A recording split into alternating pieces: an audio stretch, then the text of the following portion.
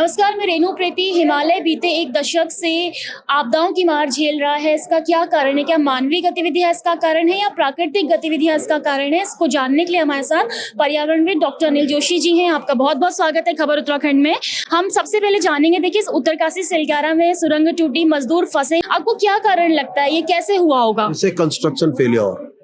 देखिए, सुरंग हमारा इतिहास है। गुफाएं नहीं सुनते थे हम, तमाम सभ्यताएं गुफाओं में चलती थी।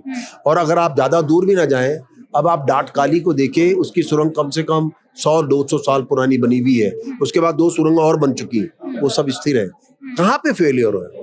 पहले मैं बताता हूँ कि सुरंग फिर भी रिलेटिवली सड़कों से ज्यादा सुरक्षित है। 1 किलोमीटर में ही आप 25 किलोमीटर बचाते हैं। जब करते हैं, जंगल कटेगा, रास्ता बनेगा, और फिर भी वो स्थिर नहीं होती। दूसरी बड़ी बात यह है, हिमालय के और ये सिलक्यारा का जो केस है, ये मेरी दृष्टि में कंस्ट्रक्शन फेलियर है। ये कहीं पे हमारे प्लान में ये कमी रही कि हम एग्जिट उनके लिए इमरजेंसी एग्जिट नहीं हम साथ लेके चले, और जब हम आगे बढ़ते चले गए, हमने पीछे मजबूत नहीं किया, वो कोलैप्स कर गया। मैं ये समझता हूँ कि देखिए, विकास तो होना चाहिए, हमने राज्य क्यों मांगा, लेकिन हाँ, विकास की रणनीति क्या है, ये सवाल है। मैंने जैसे अभी बोला, ये राष्ट्र और डेवलपमेंट को साथ जोड़ लो, और उसके अनुसार अगर आप आगे बढ़ेंगे तो शायद आप अपने लिए बेहतर आने वाला राज्य भी बना पाएंगे। तो ये एक सबसे बड़ी चुनौती है जिसको मैं समझता हूँ। लेकिन मुझे लगता है कि इसके बाद एक शो केस बनना चाहिए टनल की, इस पूरी कहानी को क्यों हुआ, क्या कमी थी, ताकि आने वाले समय में कभी इस तरह की घटनाएं हों तो हम उस तैयारी में, जिसमें आज हमें 17-18 दिन लग गए, ये तत्काल प्रभावी बनाई जा सके, ये मेरा सोचना है। पर आपको क्या लगता है, सुरंग का हिस्सा कमजोर था इसलिए टूटा, तो क्या भविष्य में वो सुरंग बनाई जानी चाहिए? देखिए, मैं एक बात आपको और बता दूं, मैंने जैसे आपसे पहले भी कहा है कि सुरंग निश्चित रूप से दूसरे रास्ते जो बनाए जाते हैं उनसे ज्यादा सुरक्षित होती है। बताओ कैसे? देखिए, अभी ये घटना को अगर आप 1 मिनट छोड़ दें, कोई सुरंग कोई जंगल नहीं काटती, जंगल बीच में से जाती है टनल, एक बात। नंबर दूसरी बात, वो पनपते ही रहते हैं। आपकी डाटकाली जो यहाँ पे है, उसकी सुरंग 200 साल पुरानी है और आज तक जिंदा है। जंगल ऊपर भी है, उसके बगल में 2 और बन गई, और ये तमाम सुरंगें बन रही है। यहाँ पे कंस्ट्रक्शन फेल्योर था, और अब मुझे लगता है कि इस घटना के बाद ये पूरा स्टडी होनी चाहिए कि अगर वहां पे कोई घटना घटी, उसके कारण क्या थे, जियोलॉजिकल रीजन, इकोलॉजिकल रीजन, जो भी संभावनाएं हैं। लेकिन मुझे लगता है कि एक घटना के बाद हम नहीं बैठ सकते। हम, हमारे घरों में घटनाएं होती हैं, शहर में होती हैं, और राज्य और देश में होती हैं। हम सीखते हैं उनसे, और उसके बाद अपनी रणनीति तैयार करते हैं। मैं इसको ऐसे ही लेना चाहता हूँ। लेकिन बार बार उत्तराखंड में ऐसा क्यों हो रहा है? बीते एक दशक से हम देख रहे हैं, चाहे जोशीमठ त्रासदी हो, चाहे केदारनाथ आपदा हो, चाहे उत्तरकाशी का भूस्खलन हो, बार बार ऐसा होता है। आखिर क्या कारण है इसके? देखिए, एक तो हम फ्रिजाइल माउंटेन सिस्टम है, Himalaya is a very fragile, इसलिए बेसिकली ये हमारे, जो हमने बार बार कहा, मुख्यमंत्री भी कहते हैं, इकोलॉजी इंक्लूसिव इकोनॉमी। आप आर्थिकी के साथ साथ पारिस्थितिकी को भी वही तरीके से चिंतन मंथन का हिस्सा बनाएंगे अपने डेवलपमेंट स्ट्रैटेजी का, तो शायद नहीं होगा आने वाले समय में। दूसरी बात यह है कि उत्तराखंड जो राज्य है, इसमें हमने इस समय जो कई तरह की जिन योजनाओं को कर रहे हैं, ये वही समय है जिसमें आपदाएं सबसे एक्टिव हो रखी है। आप देखिए, फ्लैश फ्लड कितना आने में लगा है, फ्लैश फ्लड्स। आप ये देखिए, टेम्परेचर जो वेरिएबल्स हैं, रेनी की आपदा आई, लेक, जितने हिमखंड है वो लेक बनने जा रहे हैं, ये सब बातें मिला करके, और ये टनल की जो घटना है, हमें लगता है एक पुनर्विचार गंभीरता से कि हमारी रणनीति क्या होनी चाहिए डेवलपमेंट की। जो मैंने कहा भी, डेवलपमेंट एंड डिजास्टर को इंडिपेंडेंटली नहीं, एक साथ मिलाकर सोचना होगा। जी, बिल्कुल। उत्तराखंड को चौड़ी सड़कें भी चाहिए, टनल भी चाहिए, हर वो विकास चाहिए जो यहाँ के लोगों को सुविधाएं दे सके। लेकिन ऐसा क्या हो, देखिए, हम देख रहे हैं हिमालय विकास से ज्यादा विनाश की तरफ जा रहा है। तो विकास भी हो, विनाश भी ना हो, भविष्य में इसके लिए क्या कुछ करना चाहिए? आपका क्या कहना है? पुनर्विचार एक नए सिरे से, और ये जो कांग्रेस है, ये मुझे लगता है कि इसी ओर कुछ चर्चा भी करेगी, क्योंकि शायद वो टनल को अपने संज्ञान से हटा नहीं सकती। सारी देश दुनिया का चर्चा का विषय है, और इनका काम का हिस्सा भी है। इसीलिए मैंने कहा कि जो मैं अपने भाषण में कह रहा था कि अभी आप डिजास्टर और डेवलपमेंट को मिलाकर के सोचेंगे, तभी जाके हम आने वाले समय में सॉल्यूशन भी निकाल पाएंगे। आप दूर दराज के गाँव को कैसे वंचित कर सकते हैं उनके हिस्से के, विकास का। और इसलिए तो दुनिया दो हिस्सों में बढ़ गई, एक शहर कहलाते हैं, एक गांव कहलाते हैं। गांव के लिए हमारी कोई रणनीति नहीं है। आप स्मार्ट से स्मार्टर बनाना चाहते हो शहरों को, लेकिन गांव को स्मार्ट बनाने के लिए इन सब चीजों पर मंथन होना चाहिए।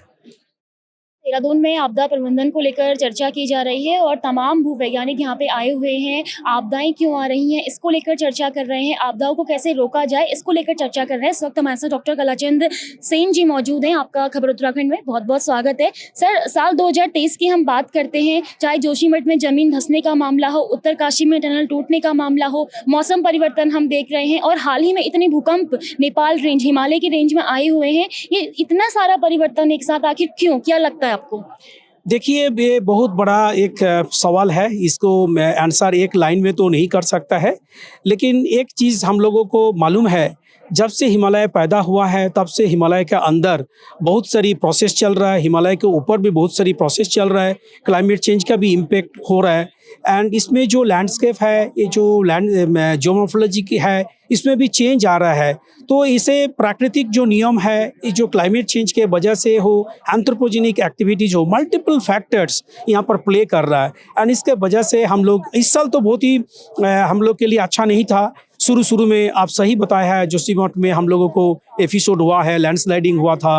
अगेन हम लोगों को जुलाई अगस्त में जो parts of Uttarakhand as well as Himachal Pradesh में भी इतना अत्यधिक बारिश हुआ था, बारिश के वजह से लैंडस्लाइड हुआ था। उसके बाद that western part of Nepal में, eastern part of Uttarakhand state के आसपास, वहाँ पर भी अर्थक्वेक आया था। उसके अभी ये टनल उत्तरकाशी में भी इस तरह से सिचुएशन पैदा हुआ है।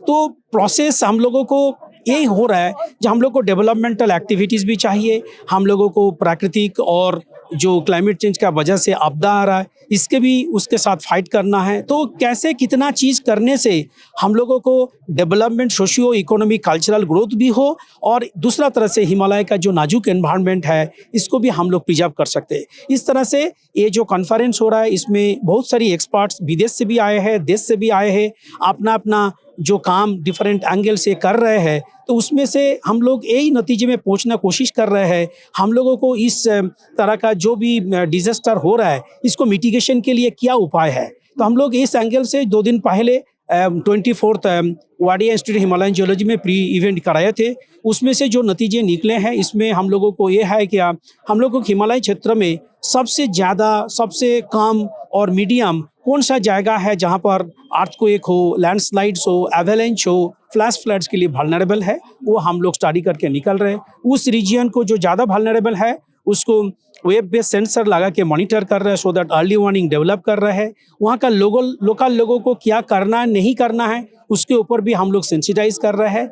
और सबसे बड़ी इंपॉर्टेंट चीज़ यहाँ पर निकल रहा है, जो माउंटेन स्पेसिफिक कुछ बिल्डिंग कोड होना चाहिए, कुछ गाइडलाइन होना चाहिए, और जो नेचर बेस्ड सॉल्यूशन है, उसको भी हम लोगों को इस्तेमाल करना चाहिए, सो दैट हम लोग भविष्य में जो भी आपदा प्राकृतिक नियम से आ रहा है, उसको तो बंद नहीं कर सकता है, एटलीस्ट उसके जो इम्पैक्ट है, नुकसान है प्रॉपर्टीज में, लाइव्स में, लाइफ स्टॉक में, उसको थोड़ा न्यूनीकरण कर सकता है। एक वैज्ञानिक होने के नाते आपको क्या लगता है, पहाड़ों को काटना चाहिए? क्योंकि यहाँ पे सड़कें तो चौड़ी चाहिए, लेकिन उत्तराखंड के पहाड़ कट रहे हैं। आज हम देख रहे हैं कि बड़े बड़े ग्लेशियर पिघल रहे हैं, सर्दी ठीक टाइम पे नहीं आ रही है, गर्मी लेट तक रह रही है, बरसात बेमौसम हो रही है। आपको क्या लगता है, क्या कारण है इसका? देखिए, अगेन मैं बोल रहा हूँ, ये गर्मी का वजह से, जो क्लाइमेट चेंज का वजह से पहाड़ जो ग्लेशियर मेल्ट हो रहा है, अगेन इसके वजह से जो एक्सेसिव रेनफॉल हो रहा है, एंड इसमें जो हमारा स्ट्रक्चर्स है, जो हम लोग डेवलपमेंटल एक्टिविटीज़ कर रहे हैं, उसको भी जब भी करते हैं तब हम लोग एसेस करके ही करते हैं। जहाँ पर हमने जो रोड बनाते हैं, जो एक स्लोप रीजन को काट होता है, तो उसको स्लोप स्टेबिलिटी हम लोग जियोफिजिकल, जो साइंटिफिक स्टडी से करते हैं, उसको देखता है कि कितना काटने से उसके ऊपर जो स्लोप स्टेबल रहेगा, स्लोप अनस्टेबल होने से फिर लैंडस्लाइड होने का संभावना रहता है। तो बहुत सारे साइंटिफिक एंगल से देखते हुए हम लोग को आइदर रोड कंस्ट्रक्शन हो, टनल कंस्ट्रक्शन हो, हाइड्रोइलेक्ट्रिक पावर जनरेशन हो, कहाँ करना, कहाँ नहीं करना, ये सब एक एसेस करके ही होता है। इसके बाद अदर फैक्टर्स जो भी हम बता रहे हैं बार बार, जो क्लाइमेट चेंज का हो और एंथ्रोपोजेनिक का हो और natural process, and Himalaya region seismically active zone है। हिमालयन रीजन एक एक स्लोप रीजन में है, तो यहाँ पर रॉक फॉर्मेशन वो बार बार चेंज हो जा रहा है, उसके वेदरिंग हो रहा है, उसके इरोजन हो रहा है, उसके वजह से काफ़ी वीकनेस भी पैदा हो रहा है। लेकिन ये डेवलपमेंटल एक्टिविटीज़ भी हम लोग जब करते हैं, हम लोग आगे बढ़ते हैं, तो उस जगह का रॉक कितना स्ट्रांग है, कितना वीक है, वो स्टडी करके ही करता है। जहाँ पर स्ट्रांग है, जहाँ पर आपदा आने का संभावना कम है, उसी जगह के थ्रू ही हम लोगों को करना है। उत्तराखंड में यदि हम देखें तो बीते एक दशक से यहाँ पे भूकंप, प्राकृतिक आपदाएं, भूस्खलन जैसी समस्याएं देखने को मिल रही हैं। आखिर हिमालय क्यों कमज़ोर हो रहा है? हिमालय को तो हम विकास की तरफ ले जा रहे थे, लेकिन वो विनाश की तरफ बढ़ रहा है, क्योंकि इसके कई उदाहरण हमने देखे हैं।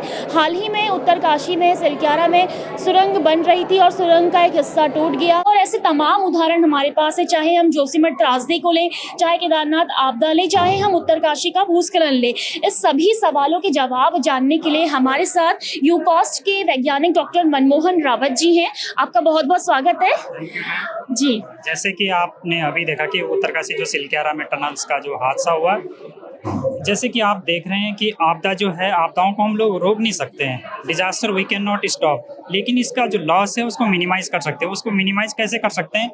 जो डिजास्टर एक्टिविटी, जैसे हमारे यहाँ उत्तराखंड में मोस्टली लैंडस्लाइड है, फ्लैश फ्लड है, फॉरेस्ट फायर है, या अन्य मेडिकल रिलेटेड जो डिजास्टर होते हैं, उनको कम कर सकते हैं, उनकी गति को कम कर सकते हैं। वो उसके लिए क्या है कि हमें प्रॉपर सर्वे करना पड़ेगा। जो भूवैज्ञानिक है, जियोलॉजिस्ट है, उनकी सलाह लेनी ज़रूर है, क्योंकि जितने भी कंस्ट्रक्शन हो रहे हैं उनमें लोग पूछ नहीं रहे हैं। जियोलॉजिस्ट की जो सलाह है उसको नकारा जा रहा है। जो वहाँ पे सिलक्यारा में टनल हादसा हुआ है, वो मुझे लगता है जो वहाँ पे क्लाइंट और कॉन्ट्रैक्टर का है, उनकी लापरवाही का ये एक हिस्सा है। क्योंकि जब भी कोई कंस्ट्रक्शन कर रहे हैं, बैकफिल है उसको प्रॉपर भरना चाहिए था।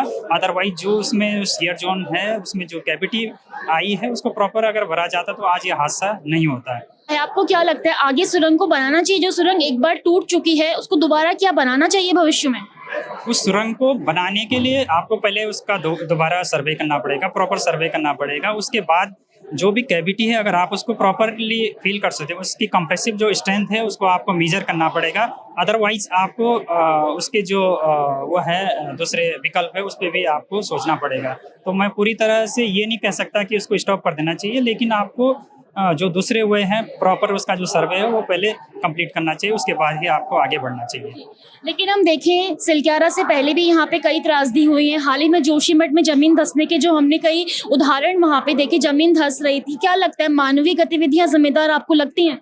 बिल्कुल, इसमें दोनों कारण हैं, मानवीय भी है और प्राकृतिक भी है। मानवीय कैसे है कि जो हमारे टनल्स हैं या जो बाकी चीज़ें हैं, लैंडस्लाइड की एक्टिविटी है, वो एंथ्रोपोजेनिक भी होती है, मैन मेड भी होती है, उनको भी हमें सोचना पड़ेगा। जो भी हम रोड कंस्ट्रक्शन करते हैं या हम इंफ्रास्ट्रक्चर डेवलपमेंट कर रहे हैं, तो उसको हमको पहले प्रॉपर सर्वे करना पड़ेगा, उसके बाद ही हमें आगे बढ़ना चाहिए। उत्तराखंड को यदि हम देखें, पूरा पहाड़ी क्षेत्र है, लेकिन बीते एक दशक से कभी कोई आपदा ये मार झेल रहा है। तो ऐसे में विकास भी हो, विनाश भी ना हो, दोनों चीजें कैसे संभव हैं? ऐसा है कि अगर हम कोई भी एक्टिविटी कर रहे हैं, डेवलपमेंटल एक्टिविटीज़ कर रहे हैं, तो हमको विकास भी चाहिए, लेकिन जो विकास है वो सस्टेनेबल होना चाहिए।